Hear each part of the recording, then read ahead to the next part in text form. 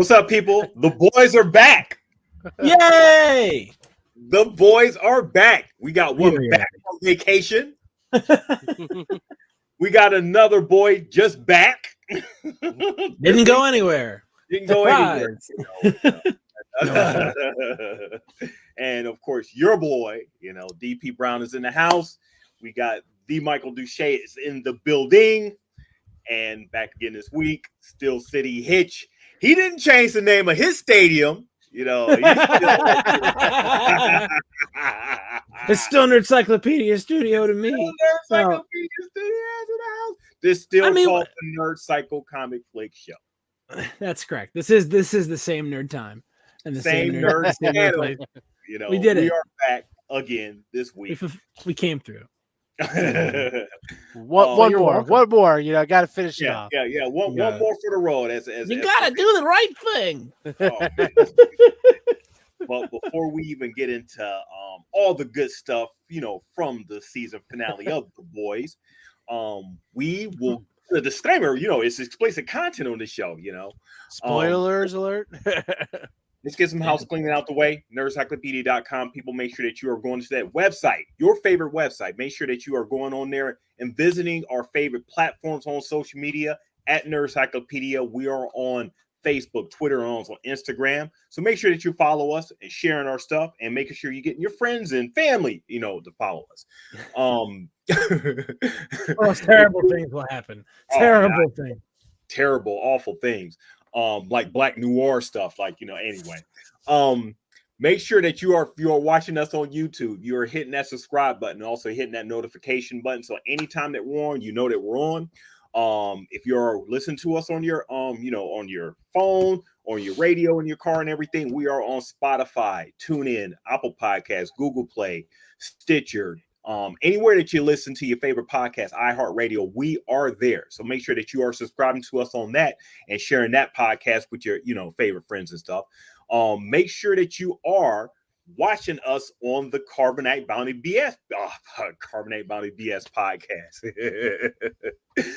We are talking about your favorite Star Wars content. This week we'll be talking about the Darth Vader comic. So volume 3, we'll be talking about that. So make sure that you should catch us. And then later, next month, we'll be getting into Andor. So, you guys got to follow us on that if you're loving Star Wars. Make sure that you are leaving us some feedback. Nerdcyclopedia.com. We love getting your feedback over there and spitting it right back out to you.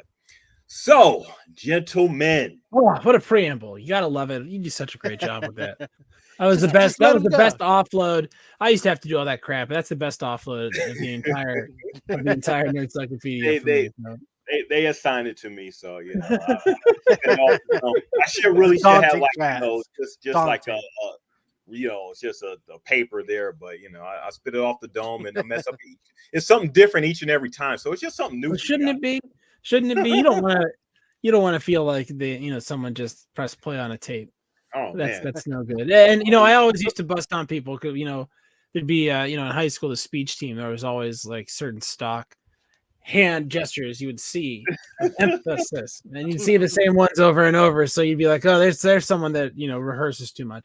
You're never gonna get that problem with Nerdcyclopedia. I can guarantee. You that. It's all fresh takes right off the cuff. We would never want to look like the Spider-Man Spider-Man No Way Home, the Spider-Man movies where they actually had the high school stuff, show the different the difference for the high schools and everything with their channels. Anyway, let's talk about The Boys. Yeah. Season finale, episode 8, season 3. Woo! We got a season finale, guys.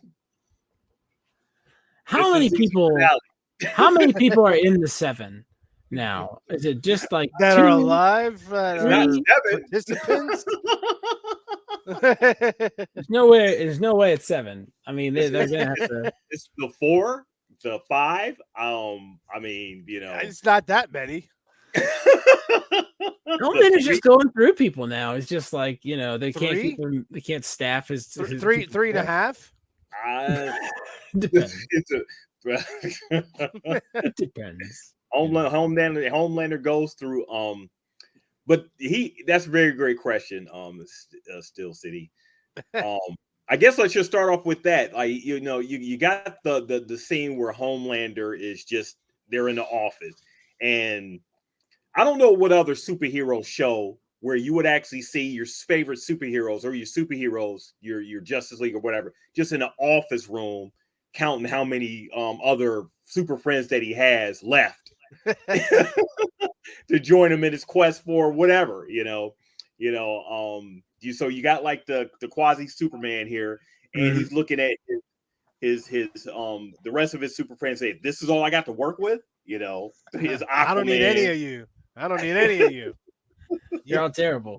You're all on Yeah, the I B mean, team. his Aquaman, his Flash, and everything, and he's just looking down on them, condescending everything. My angelfish says angelfish has a plan. God. And then he has his secretary. I mean, Ashley and well, she's not secretary anymore. She's like the vice. What is her title? She's the VP. It's crazy. Anyway, what do we think about this episode? I mean, let's start with you. You getting back from your vacay and you just seen it tonight, Michael. Well, I mean, so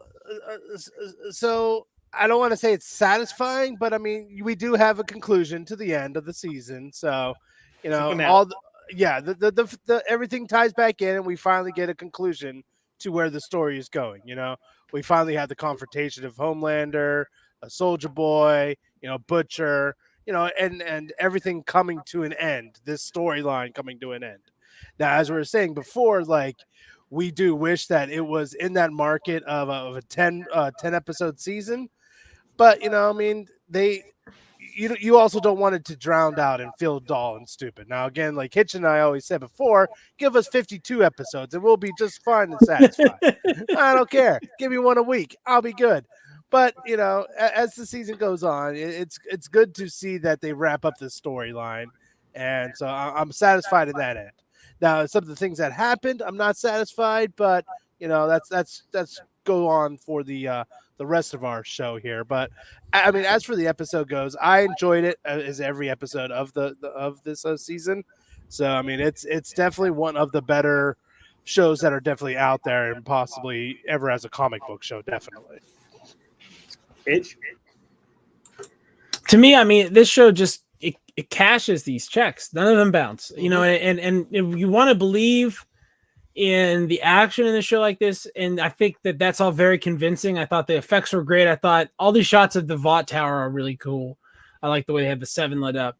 I thought all that stuff played really well. I thought the effects, like Starlight's power, is believable, and I thought that the way the story reached its conclusion was very satisfying. Having Huey realize that he can just help her instead of having to bounce her out of the way and make her, inferior to him. He realized he doesn't have to do this.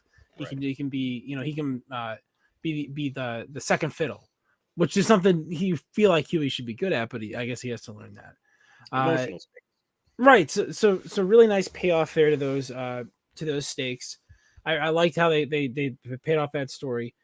Poor Black Noir just wants to be understood and loved, and Homelander, feels completely abandoned here by the end of this episode, just absolutely alone. And like I said, how many people are left in the 7? Well, there's nobody left in Homelander's team at a certain point here, because we know Soldier Boy, and we get some background from Soldier Boy about Soldier Boy that I'm going to talk about later in a way that nobody else is going to be interested. But I don't care. So just so everybody knows, there's going to be a good spot in the middle of this show where I start going on about Soldier Boy, where everyone can just, if they have to run to the bathroom or get a sandwich, it's fine. I'm talking to you two. We'll talk all of moment. Yeah. Well, I'll just turn your guys' stuff off. No, so I really enjoyed that, the way that paid off. I think giving Maeve an ending like this, where the character could still be around because we like, she's a good intelligence source, and Maeve's strength is her will, and that's something that's been true about her the whole time. Her superpower is her super iron will, and she can't really be broken. That's intact. So I'm excited to see more of that. That character that's really paid off. and I think paid off in a way that goes beyond, you know, the cliched, cloying, you know, Pride Month-esque, you know, Pride burger from Vought that Vought wants to do first. So I think that really paid off really well. Big fan of the Ryan stuff, man. This adds a real big dimension to the Homelander story, is his relationship with Ryan and what that means for, well, Earth. To say nothing of our fun, you know, television series from Amazon, right? Like this is going to have some pretty significant consequences because remember, you know, authoritarian, totalitarian dictatorships that are passed, you know, through inheritance are monarchies. They're empires. They're not, you know, it's not like a dictatorship. It's not some communist Marxist commune. You know what I'm saying? It's something we know. We've seen it before. And once you start, you know, interspersing this idea that somebody is special and better and their children are also special and better, right? It's really, really a dangerous idea. A dangerous idea if you're interested in having a democracy. Now, some characters on this show seem to be less committed to that than one might hope from an elected official. But being in the timeline we're in, not necessarily stretching the bounds of believability, frankly. So, what can you say? Well, I obviously love this episode, and you know, I think if there were any checks that they were writing this year, I think they cashed them all, and I'm excited to see where they go from here. How about you, DP? I'm the same. So while this episode, it was a finale, you know, and it was a good one. No checks were bounced, as you said, you know. Now, as far as how much those checks were, you know, we can, you know, we can have a debate on, you know, on that and everything. I'm not expecting this to be Game of Thrones level or like the best show ever and everything. I'm happy with what it is because out of the superhero shows, it's Ducci was talking about earlier, it's the best one out there. You know, it's the best crop of one. It's the best crop of, you know, stuff that we have on TV, mainly because it's adult level and it's speaking. It's not speaking over us. It's not condescending to us. It's actually just like just hitting us directly, you know, in the heart, especially with some of the content that is presenting and everything. So I thought this episode was fine. I guess the cliche when you're talking about stakes, you know, hitting, is okay. Who's gonna die? You know, should it be more bloodshed? Should it be more, you know, crazy stuff happening? And especially with the show like this, because you have people dying all the time, but of non-consequence, of emotional stakes with us. You know, we see people just get their heads blown off and, you know, chopped off and crazy stuff happen all the time, but we don't really get any much character depth with those type of deaths.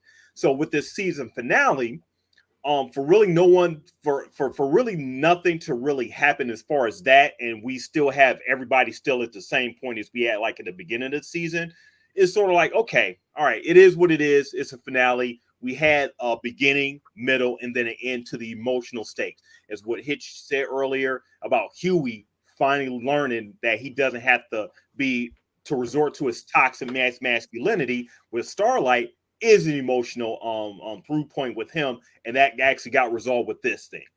We see with you know, I want to talk about Ryan for a bit. Ryan is interesting because the situation, you know, Hitch talked about with Homelander not really having anybody, you know, at the end, he has Ryan, you know, Ryan is now his teammate, which is really the most important thing because Ryan now loves him. The biggest mistake that Billy Butcher made in the beginning, I think it was the first or second episode, was denying Ryan that fatherly love that that he desperately needed at that point in time, which is sort of like the same through line of what Homelander needs: that love, that connection with a father, that that sense of being okay. Somebody needs me or whatever, or somebody loves me or whatever. Ryan desperately needed that with Billy Butcher, and Butcher denied him. So what was Ryan going to do? You know, he was going to hook and latch on to the next best thing, which is closer to him, because his real dad actually has powers. So he could relate way more to him than what Billy ever could have. But Billy had his chance, and Ryan did give him a chance, and Billy just turned it down. Now we see where Ryan is, where Ryan, or potentially we may get a Brightburn situation if this guy just, ends up being like, let loose and stuff. You don't want that to happen now. But with Homelander now, and Brian under his tutelage, and it must have been something happening where he was teaching Brian how to fly, because I don't think we ever seen Ryan fly before, right? He was trying to learn at the end of last season. Trying to learn. Okay, so Homelander must have been spending some fatherly time in order for him to learn that quick, about how to go up in the air and everything. The end point where Homelander murders, murders somebody just straight broad daylight in front of everybody, and then we get everybody just cheering, Todd, just like, just being happy about it. That's going to be really interesting how they do that next season, because so I mean, let me just finish this point. On one end, he does this in broad daylight, and I'm assuming he does this, with cameras and everything all around for people to actually see what Homelander did, and for people to actually cheer and be okay with it. Is that hitting a little close to home, or is that just going over the okay? How are Americans going to actually deal with seeing a murder actually happen on screen with their quote unquote hero or whatever, with Homelander? So I guess that's a point that we could talk about. So I guess let's start off with that, Michael. What do you think? Before Hitch goes, because I know Hitch is going to go into his tangent here in a second here. So I hope you're ready for technical difficulties. Right. Finally, your mics are off, and I'm just like, I got this. So I mean, this is a clear instance of we always compare Homelander and one of our nation's former leaders. So it's intentional on the point. We've discussed that it's intentional on the point of the artist making it, so you have to be intentional. So this goes back to 2016 when said leader would say, "I can go in the middle of the public and kill somebody, and people would cheer." That's exactly what this is. Homelander can go out and kill somebody in the middle of public, and people will cheer because again, he could do no wrong. In the eyes, if you're Team Homelander, he can kill whoever he wants, and you're Team Homelander because he killed somebody from the other team, and it doesn't matter. So he's just proven his point. So I mean, that's exactly what that goes into. And then the story with Ryan, I mean, they are building this. I mean, from looking at the comic books, like Noir was supposed to be the spawn of Homelander. That's where Noir came from. Oh, yeah. Right. And and Noir was this, mad person who would just go off and, go crazy on people. So you can see that in the sense already happening with Ryan, that they're going to take that storyline and put it under Ryan. And, it goes to like each generation, they're looking for that father figure. And now, and so now that Ryan has his father figure, he's going to follow in his footsteps. And, once he sees that blood and tastes that blood, he wants more because he wants to make daddy happy. So he wants to please dad. So he sees dad killing people. So, okay, he killed somebody. I'm going to kill two people. That would make dad happy. Right. Exactly. So you can tell where this is going. And also too, I like the cliffhanger of, I can't, the swimming guy, I can't remember his name right now. So him killing, the vice president, and now Head Popper is going to be the vice president now. So we're already developing these stories into season 4, which who knows how long we got to wait for season 4 to come out. I hope it's not like a Rick and Morty 2.5 years for another season or anything, but hopefully spring of next year. But but you could see where different storylines are going. They just as everybody said, they ended these storylines. They cashed all the checks. They ended all the storylines. Everything that was going in a direction, it went to that direction, and it's closed. And now you can start to see the new storylines going. And Yeah. I don't believe we've seen the last Black Noir either. It may not be the same person, but he's too good of a character just to kill off. Hitch. You know, getting back to the symbolism of the boys and what they're talking about here. You're absolutely right, Michael. And I had that exact reaction to Homelander committing this murder in defense of his son, right? In defense of his vulnerable son. Like there's no need for him to do this. It's completely obviously outlined. Which when you think about the internal logic of the show, obviously this is just a murder that he committed. So, you know, it's at that end. What you said, that's I could shoot someone on Fifth Avenue is a quote from a debate in 16, but also a Frank Lewis quote from American Gangster. That's what he does in American Gangster. So this is a trope that is referenced and referencing, I think, 2016 in Trump. Is also referentiable to previous other art, and it's an idea that you would hear before. So it's not like this was coined by Trump or something like that. Now, I think that Homelander is allegorical for Trump in a lot of ways. I think the way that he is sort of like venial, and the way that he's vain, and the way that he is petty are all, you know, designed to be allegorical toward Trump, right? Toward the way he operates. And we're seeing that play out in the news right now here in July of 22. So, you know, if you want to Google that, go ahead, feel free. That's what's going on here. You know, I remember in 2020 when we were watching this, and I mentioned this, you know, they had that Homelander special, and I said, oh man, they're a little on the nose with all this crazy patriotic, you know, subjugation, you know, patriotic subjugation of the flag for their own purposes, right? And then I think we saw something right after that during the election that was like very similar, actually, to how it was portrayed on the show.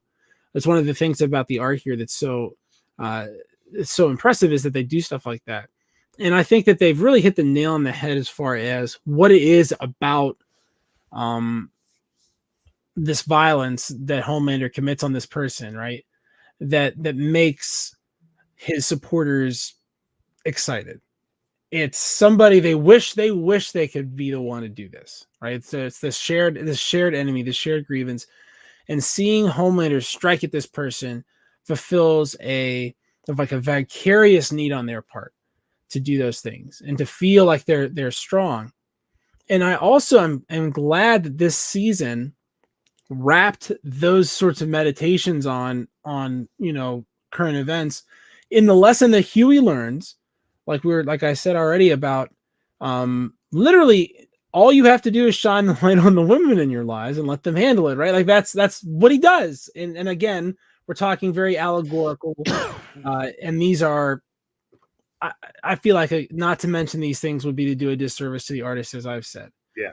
So lots and lots of this really like great emotional allegory that you don't expect from a show that also, like 2 weeks ago, featured, you know, a character named Love Sausage whose penis was nearly sentient and could stretch to unfathomable lengths. So like for me, that's one of the things about the show that I like so much, is that it's this great mix of high and low brow. And if I think they're going too far into one, I can think about the other, and it makes me, you know, it kind of stimulates me in both ways, right? So I appreciate that. But yeah, man, that scene where Ryan is sort of like being invested as the crown prince of whatever Homelander's dominion is, I guess, whatever he sees as his dominion. It's not great to give a 13-year-old who has been, and let's not forget this, raised in seclusion, ultimate, you know, power of life and death. In the Roman Empire, the idea of getting life and death was imperator was the word they would use for it. And anytime that a kid who doesn't have any like earned claim to political authority was given that authority in ancient Rome, stuff would veer off the rails right away. And every time, I mean, every single time, stuff would get very bad. And just some names of Caligula, Caracalla, Geta, these are famous examples of this power being granted to children and them just going not like bad, going bad. Yeah. And I think it makes sense. Exactly. If you think you're a god, you'll act like it, And for these Roman emperors who were doing this, obviously they could only keep the ruse up for so long before they died. And then I guess so much for the immortality and the imperviousness of the emperor. But the problem that this universe may encounter here is that it seems very unlikely that Homelander will ever die for any reason, because he has this insane power level in comparison to everybody else.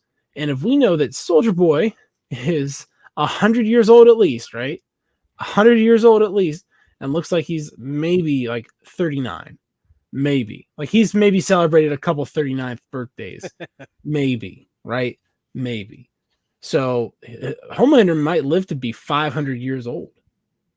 Yeah. I mean, so one also kind of asks yourself, like, what does Homelander have need of an heir for at all? If you're vulnerable, exactly. And then once you have that heir, why do you need everybody else? He just wants to have a family. He wants to be loved. And milk.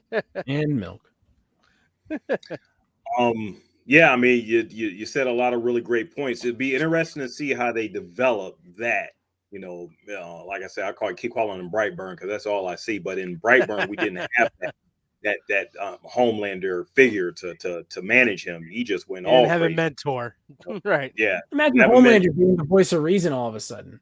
Like him having to be like, hey, you can't just obliterate everybody. Like, you know what I mean? Like, Edmonton, really? Like, I think you just struck on something at this point, because now Homelander does have that person to worship. I mean, not worship. Well, I guess worship, with Ryan, loving him or whatever, worshiping him or whatever. He doesn't necessarily need a bunch of people to do that now. So him and his son can actually rule, if they decide they wanted to go that route, because so long as Homelander knows he has Ryan to love him, does he necessarily need a group of people that don't know him, to worship him, when he could just rule them, Well, that's what he tried to do with the Soldier Boy. He tried to have him and Soldier Boy be a family and just, take over everybody, take over the world. Who's going to stop us? So now, now he has Ryan as his family. Who do you trust? Family. So he has somebody. It'll be interesting. It's interesting that they put Soldier Boy back on ice like that. I'm curious because I think he's an important character that you still could have just kept off ice and still really use him to do that dynamic.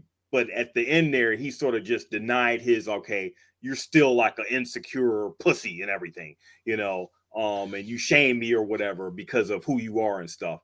So I thought that was a direction where they could have did better in their relationship and dynamic. Not that Ryan's on the scene. You got Soldier Boy, Homelander, and Ryan, but they decided to put him back on ice.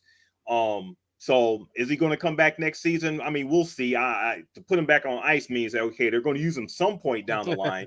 And I do agree he's there. He's there whenever they need him. Whenever they need him and everything. So it's made to a degree. But I'm glad they did the emotional stakes for her to sort of have her happy ending with that, because she's a character that's been going through so much trauma, throughout like this whole series so far. To have her have that happy ending with her girlfriend and everything was a nice touch for her. It's sort of crazy that she didn't die, in that situation with Homelander. I'm sorry, with Soldier Boy, but we see Kamiko. That's sort of like telegraphed that from the beginning, that these suits don't necessarily die from that situation. They just lose their powers. They just lose their power and stuff, So that's sort of like tracked and everything. So, but she got a good happy ending there. So the direction the boys are going with this Victoria Newman is like the new threat is interesting because she's not as big as Homelander, but in universe that is a big threat, you know. And it's interesting to see that, you know, Butcher accepting Starlight into like the boys now and pointing to Newman. It's like, okay, well, we got to deal with her and everything. Homelander can't die. And it's like he said. So if that's not going to be the end point of the series, like how what are you going to do? How long do you want to take this series on? You know, for these next few years. So what is like the end point? I think we're at this show. I think we're getting to the point where we need to see some sort of end game going. I mean, is that a necessary thing to say? You know, we've seen everything that everybody does as far as characters and bringing in stuff. We want to, I want to see, I should say, I'm not going to speak for you guys. We're at that point where, okay, where are they going to go and how are they going to end it? You know, don't just spin your wheels. Where are they going to go with this thing, especially if it's been established Homelander is not dying, not anytime soon. Well, you can't kill off Homelander. I mean, come on. Then the whole show and everything changes. I mean, you got to have the all being, and so now the all being now has a mentorship going on. So we got to see that's going to be the main arc of next season is you know, the development of Ryan and, you know, the Ryan Butcher, the Ryan Homelander. You know, so it's going to be that's going to be a lot of the main storyline going on into season 4. You know, I mean, of course, it will tie into, you know, the head popper being the vice president and everything as well too. But I mean, everybody tunes in to see Homelander, you know, so they're going to see that the Homelander Butcher, you know, the fight for Ryan, and you know what direction is Ryan going to go to, you know, and clearly so far he has a direction of where he's heading to, and you know, and who he already chose. So I mean, that's the direction where you see season 4 that it's going to go towards. If you told me that this was a six season story, and we were right at the fulcrum, and that what was going to happen from here on out was Butcher was going to get worse and Homelander was going to get better, I would believe you. If you told me that what was going to happen next is that Homelander is going to have to parent Ryan, and that's going to make him have to actually start doing the stuff that he's been pretending he's doing for 20 years or however long, I believe that. And I think that it's a testament to the writing on this show that's a direction they had that is open to them. The redemption of Homelander. I mean, what the hell? That they could, I think they could sell me that. You know what I mean? And that's awesome. You know, they could also sell me the opposite, right? You could sell me Homelander conniving and, you know, purging his people out until it's just him in the deep again. You know, like you could show me that too. I'd laugh and watch, and it would be, you know, and Homelander just being more and more obsessed with the internal Vought machinations and like just getting obsessed with it and not even going outside. So nobody even sees him. You know, he's just obsessed with this minutia, like Howard Hughes or something. I'd buy that. Yeah. And so I feel like there's some really interesting directions on the table for them. Like I said, you could tell the Brightburn story. You could tell the opposite of that story if you wanted to. Ryan cleaning up after Homelander everywhere, or telling him out of it. Like you could see Ryan being so bad to where Homelander's like, I can't control this kid. I have to stop this kid now. How do I stop this kid? You know, and then he ends up teaming up with Butcher somehow, you know, to try to figure this out, you know, getting that emotional stakes, like the Brightburn thing come to the boys and stuff. Yeah, I can. They definitely have some ways to direct. Yeah, it's going to be interesting to see next season where they're going to take Ryan's arc, you know. And then, you know, the interesting thing about this whole season is it really feels to me like we missed, like the most evil thing that happened was the alliance between, you know, Newman and Homelander. And then like she's essentially gonna be the like there's no, you go, come on, that guy, if they get elected president, that guy's gonna live for like 6 minutes. Like his life expectancy can be measured in seconds. He's gonna be worse off than William Henry Harrison was, you know, when he I don't know what happened to his head. Yeah. Popped right off. It just exploded. Guess I'm the president now. Okay. Well, wow. Well, you know, so you know, you can see these all these pieces sort of clicky clacking into place for that too. Very, very interesting. Is she actually a monster? Like, will she rule in such a way that is as corrupt as what Homelander's going to do? Does she have some sort of other underlying like ideology beyond her own empowerment? That's something that would be interesting to see. Is this purely just going to become, if we're talking about monarchies, then wouldn't Homelander and Newman make an interesting power couple as the president of the United States and, the living weapon that can, kill anybody. Yeah. So, and then what would that be a bad thing for the president to be able to think someone should die and they should die, and then be able to send somebody to do it too if they feel like it. Right. That's quite a marriage of terror right there. And on top of it all, we saw so many crazy, we talk about I talk about body horror on here. We saw that guy, the top of that guy's head explode, like crazy. Yeah. And that's just like the tip of the iceberg. Just this crazy stuff going on. Wow, they're pulling off all these other possible storylines, and they don't have to pick one of these or there's a lot of other directions they can go. But I think that, again, it's just the fact of the matter is that if they want to make it a 4-season series, you're right. They could position right into the end game here and move us right into the final confrontation and have it be any of the ones I mentioned. If they want to go longer, they can, they can stretch it into a longer period of time. They want to do a time jump. If there's some, they could do that, I guess. I don't know. Those are kind of trite now. So many people have done them, but there's just a lot of directions. It's hard to do a time jump when it's the humans aspect that are the boys, so you're not time jumping the human aspect of it. And with Butcher having 12 to 18 months to live, I mean, are they going to have a cure for Butcher? Like, I mean, are they going to kill off Butcher going in, at the end of season 4?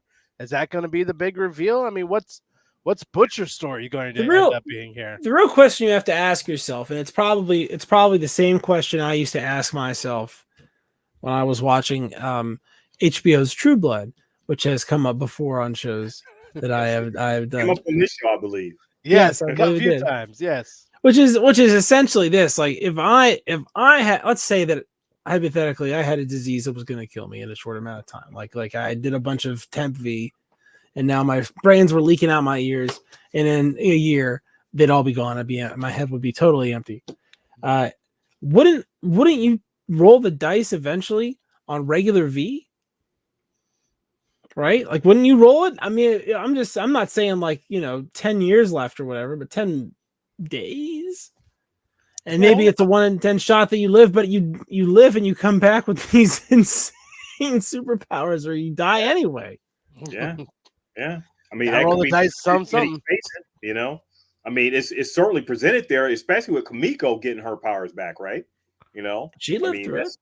It's like, almost like Chekhov's superpowers coming back. I think you can write that. I think you're correct to the point that you could say that if Maves don't come back, that's a bounce. I feel like Frenchie can come up with something to save Butcher. Yeah. Yeah. I mean, that mind thing is there. The another question I'm thinking, okay, now is everybody that was on the 7, are they going to now end up being on like The Boys? And Homelander is just not going to have any. The 7 has to have a 7, so I can imagine like next season them getting random randos, just to fill in. But all the original 7, like I can see A-Train because his redemption, he's seeing everything that's with like, Homelander. Is he going to end up defecting and becoming, more associated with, Butcher and the boys and everything? Starlight's already a member. Maeve is like halfway, she's already teamed up with them. The Deep is still the comic release, so no telling where he's going to. Poor Kevin. If you knew Kevin, you wouldn't like him. Is the thing. But are all the formal 7, are they going to end up being the boys? If Black Noir comes back to life and everything, he's going to be like, okay, well, Homelander's the enemy. He killed me. you know. uh, so I need to team up with somebody or whatever. And Homelander and Ryan, they're now like the duo. They're powerful. They don't need anybody else. They don't need the seven. They just got each other. So these team up of superheroes versus those two and everything is a possibility and stuff. And like you guys were saying, there's so many options out there where they could go. The fight that they had at the end, I thought was pretty decent. It's sort of like on par with what will happen in like Hero Gasm and everything. Not as like a highlight with like the too intense emotional with Butcher and Homelander that one episode, but yet and still you still have like the teams coming up against Homelander, and everybody just all out Brown and Vault Tower and stuff. And I like the way that Maeve sort of like sacrificed herself, well, I guess not reluctantly, but just realized that she had to be the one to take out or get Soldier Boy out the way before he destroyed everyone. I thought that was pretty decent on Maeve, and like I said, the redemption arc of Maeve coming from what we seen happen with her when that airplane crashed way back in season 1, when they left all those people in the plane, all the way up till right now. I thought it's a really great, character development for a character that hasn't really had a lot of speaking lines, a lot of, visual, like, a visual, character in the season and everything. I mean, with Homelander and Butcher is like the main, Huey and Starlight is like the main attractions and stuff. If they do end up bringing Maeve back, I do hope they put her in a more of a major capacity and stuff. I like her as a character. Yeah, I mean, you got to see her arc go through, the ups and downs of this season. She, slept with Butcher of all people. I mean, it's just like you see her arc and her story, and just to have her have a satisfying ending to her story, as opposed to some of the other endings of some of the other characters, so it's good to see her have a satisfying ending. Because she was a person you would root for. You want to root for. You're rooting for Maeve. Yeah. Yeah, exactly. So she's she's a good hero, and for her to make that sacrifice, at the end, and so. I also like where they left off A-Train. They didn't feature a lot of him, but we see, like you said, an ending of that storyline. He now has like Blue Hawk's heart and everything, but his brother is denying him that satisfaction and stuff. His brother is like, no, you need to get out of here. You killed him. Why did you do that? I wanted to see him go to jail or whatever. A-Train doesn't know what to do because I guess he's not really a good person, but he's trying to be a good person. Right. But so he thought killing him was the right thing to do, where, that was just satisfying his need, not right, what his brother wanted. Mm-hmm. Right. It happens. I'm doing what I thought you wanted to do. Right. I'm really doing I thought this is what you wanted. Because it's clearly what I wanted. Yeah. So who is A-Train at this point? Yeah, A-Train's a lost soul right now. Right. Yeah, he's a right. What a man. He's obviously not wanted by any group. A-Train makes the mistake here of saying the only problem with what happened is that it happened to me, which is a misapplication of justice, because the problem is that this guy attacked someone he shouldn't have attacked. A-Train personalizes it. Train says you can't do it to my brother, my property. He removes the humanity and the agency of his own brother and acts on their behalf as a strong man. Mm-hmm. One of the things, and this is why this is so great to hear Duche say this, because I in Plato's Republic there's a long dialogue about what is justice and how do you define justice. And one of the, pre-formulated, like, oh, what is this justice is revenge and retribution. And like you said, the difference between injustice is that it is not about desert. It's not about restoration. It's about personal satisfaction.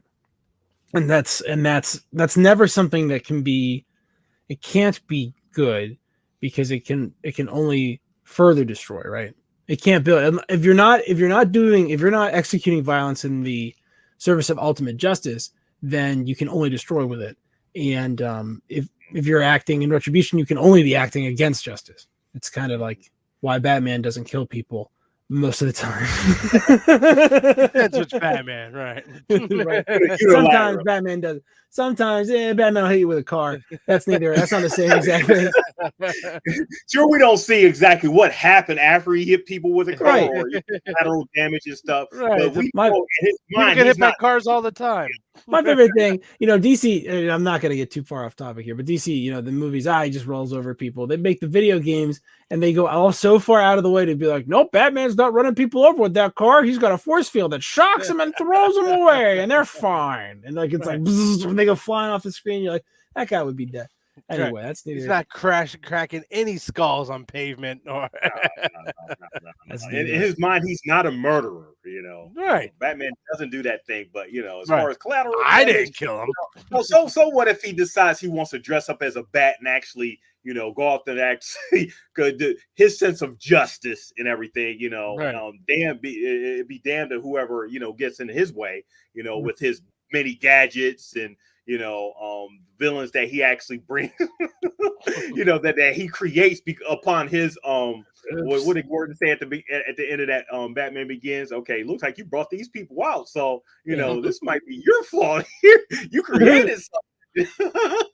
You did this, so I'll expect you to handle that. This guy just shot a bunch of people. He's got a crazy card. Here's a card. I'm gonna smoke a pipe. These villains did not exist before you. I did not have a Joker problem. I did not have a Joker problem before you. I Batman. did not have a Joker problem. He's got like a chart. It's like 200. It's like 1,000% more Jokers. He's like, now you showed up here. And here we have all these Jokers. Where's our timeline of villains and Batman here? He's like showing Batman these pictures. He's like, I call this the oopsie list. These are some big oopsies of yours. The Joker's on this list. I swear, Michael, somebody had to have a timeline of when all this started, from when Batman was before Batman became on the scene and after he came on the scene. Right. Crime just shut up. Right. You just have the Falcones and the Carmichaels before Batman. After Batman, you get the Jokers, the Riddlers. Oh, man. Now walking into the back. Everything in people's water and stuff, Right. Before it was just corrupt. Okay, we can handle corrupt. Maybe once in a while a guy dies. Throw $10 to the cops in 1922 and 2 rich people get shot. Right. 10 years later, there's a Cupid doll walks into the bank and starts crying. Gas is coming out of his mouth. Right. There's hot air balloons full of nitrous gas through downtown Gotham in the 200-year bicentennial. Carmichael's not doing that. Falcone's not doing that. Oh, man. Well, at least they won't take the bridges out. Then the Joker's like, Oh, man. You got people dressed with question marks and green and everything just going on. What is up with that? Right. Falcone had a nice 3-piece, You pay him up, you shut up, you move along with your life. Nothing bad happens to you. Now you're driving down a highway. Maniacs are pulling out rocket launchers everywhere. And it's a Batman's fault. It's that Batman's fault. Everybody's cheering that guy. Hey, he was just trying to save the city, so he did it. Can't complain. Anyway, that was a good laugh. I swear to God, guys, that was a good one. But the boys, that you got like these soups going through like their stuff and everything, and like the boys, they're sort of like on their butts right now, but sort of back together, whereas they was really pretty much apart for the whole season. Now they're like, back together and aiming towards like, Newman and everything, whatever's about to go next season. But that was a good way of ending this season with our boys coming back together, as a group and stuff. And I like the way that with Butcher getting his news about his, his time to, to life and everything, he still wants to go. He still wants to, run and roll. I'm here. I'm not telling the team what's going to, what's happening with me, but let's just roll. We're the boys. We gotta take care of business. We're on the clock, boys. He's officially on the clock. Start the clock. Start it. Mm-hmm. Yeah. So yeah, it was a good way to it was a good way to end the season as far as that there. So I guess we did touch on a lot of stuff that's happening next season. But I'm kind of curious on Hitch's Chekhov's Chekhov's Soldier Boy rant and everything he said at the beginning of the episode. So what are your thoughts on I guess it's just Soldier Boy period?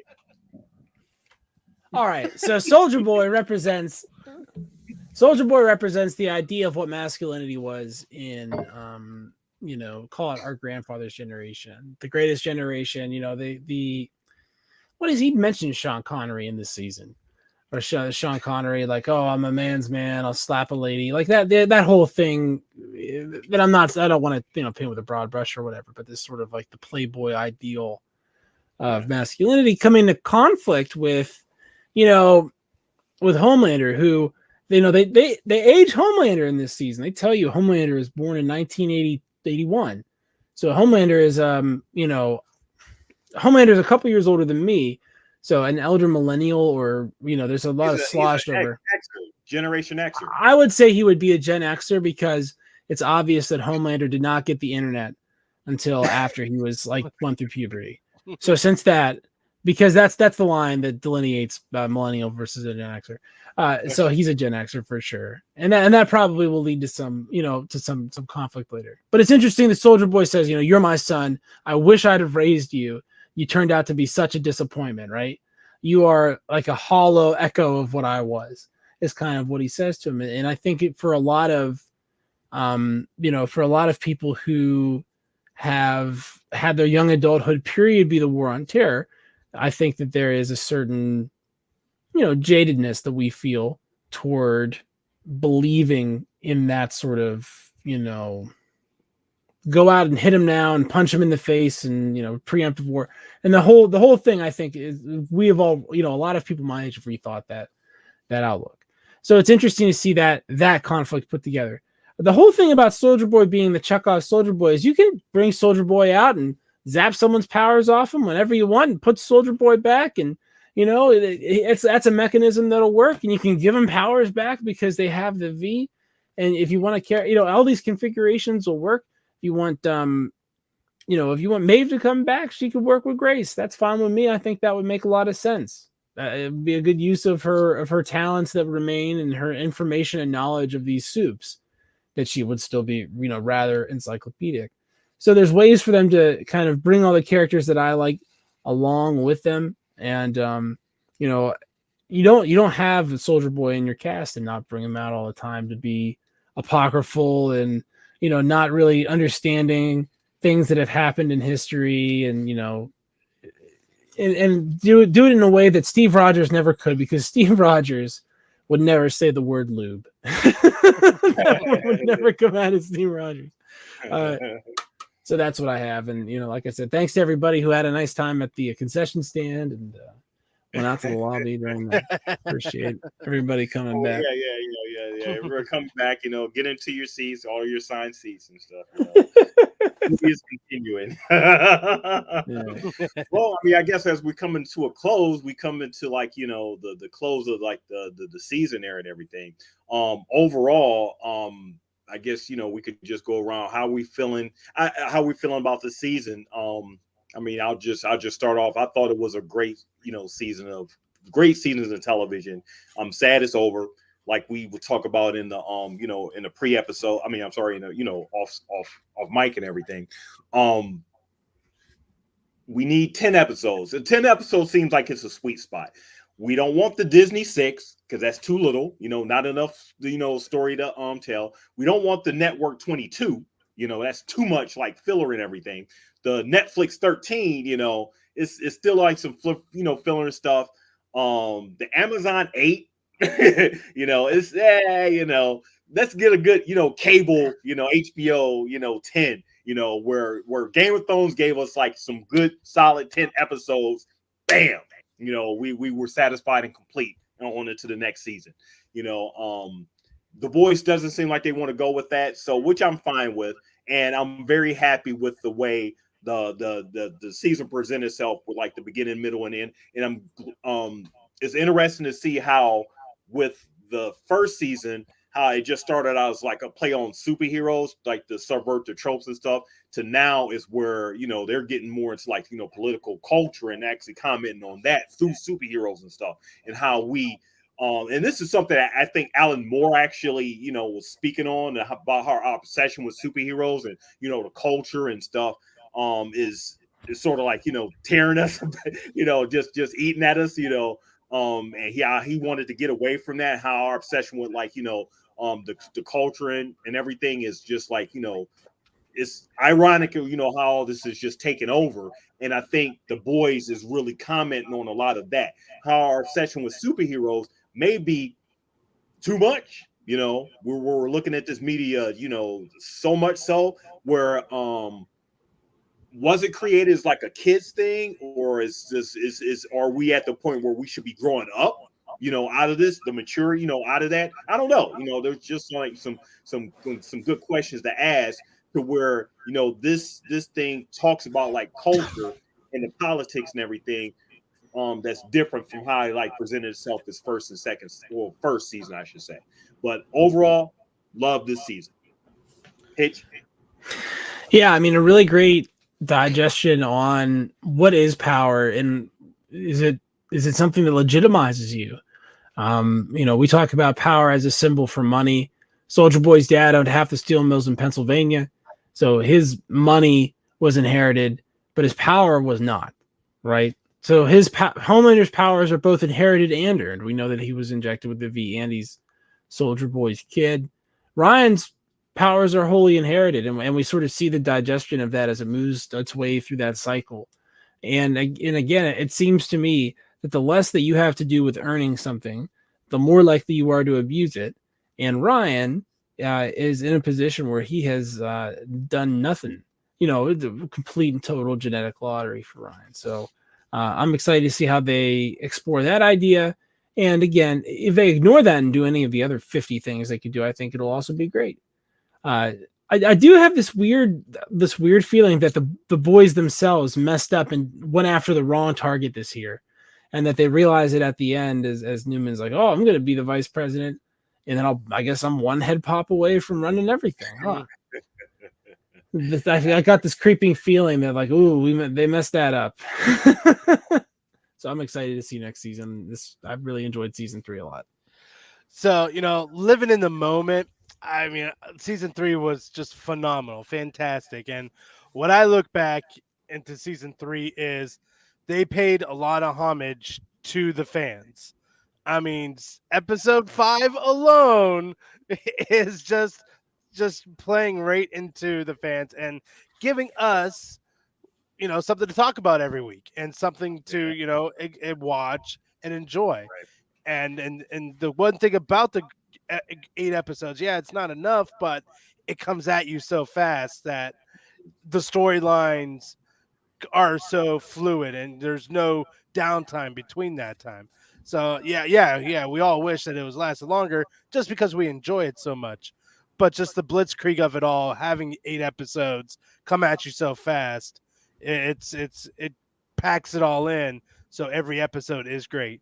And like I said, just for them to pay homage to the fans, thank you. God bless you. Keep coming. And now they've earned spin-offs, and I wonder how the spin-offs are going to be. We're going to see the kids in the pre-vod kids in college. So we'll see how these spin-offs go, and then of course the segues into season 4, which we all are really waiting for. So yeah, great season. All right, so guys, fellas, it's been a pleasure talking with you, about this season and everything. And I think one thing that you did say, Ducci, it has been a great thing to talk about, something to talk about every episode. Gives We us fill out something. Yeah, it gives us something. We fill out the podcast and everything, talking about these shows and everything. But I think, I especially like really the boys, because we got some really good culture type stuff to, to talk about, along with laughing about how crazy the superhero hijinks and stuff on the show is. So it like Hitch says, mixes the highbrow with the lowbrow and everything, and you still get stimulated with talking about it and actually watching it and stuff. So it's a pleasure to see it. It tickles all your your bones and everything on what you see there. But we thank you again, you guys, for watching, and we thank you again for listening, on the podcast and everything. And when next season comes of the boys, we'll be back here, the boys again. Nerdcyclopedia.com. Make sure that you guys are going to that site. Make sure that you are subscribing to our YouTube. And sharing like the channel and everything. And also, when you're listening to the podcast, make sure that you're sharing, subscribe to that as well. Thank you guys again, and we will be back Wednesday this week to talk about Darth Vader. We'll be talking about like the next set of comics as far as that, and we'll be back again. To possibly review like Thor: Love and Thunder. I'll be going to see that sometime. You haven't seen it yet? No, not yet. Have you? Spoiler alerts. Yeah, of course. I saw it at the. I was at the beach. Of course you have. Of course you have. This is Mr. MCU right there. So we'll be back to talk about that. I'm not sure if Hitch is going to. Are you going to go see Hitch? I'm gonna try to go see it. I have a whole baby being baby situation. So this is the hang up for me. These TV shows I can hold on. I'm gonna turn this mic back on. But actually you're done with that. Everything. Sorry, you're purgatory zone. So we'll get that together. But just make sure that you're subscribing to this channel, because anytime that you're on, hit that notification button. You know that we're on. So we'll see you next time. Same nerd time. Same nerd. Mornier, come to me. Yeah, I'll give. All right, give you a B+ on that one.